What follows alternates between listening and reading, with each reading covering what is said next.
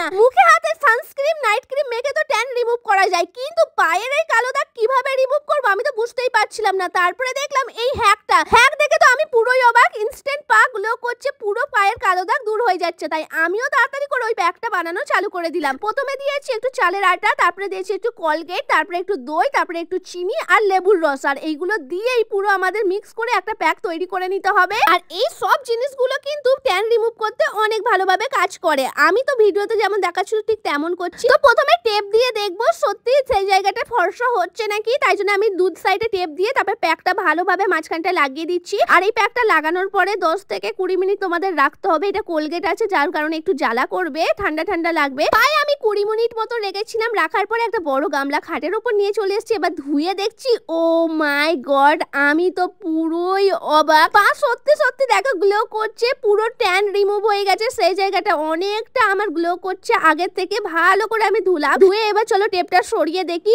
এই দেখো কি কাণ্ড, পুরো জায়গাটা সাদা হয়ে গেছে, আর বাকি জায়গাগুলো কালো আছে, আর ওই জায়গাটা পুরো সাদা। পুরো পায়ে এবার প্যাকটা আমাকে লাগাতে হবে, নাহলে পাটা আমার ব্ল্যাক এন্ড হোয়াইট লাগছে দেখো। আর আমার বর এসে দেখে তো আমার পাটা পুরোই অবাক, বলছে এতটা ফর্সা কিভাবে হলো। ও তো টেনে টেনে পাটা দেখছিল, আমার পাটা পুরো ফর্সা হয়ে গেছে। এবার বলছে ওকেও লাগিয়ে দিতে হবে। আমি আমার বরকে লাগিয়ে দিই, তোমরা কমেন্ট করো।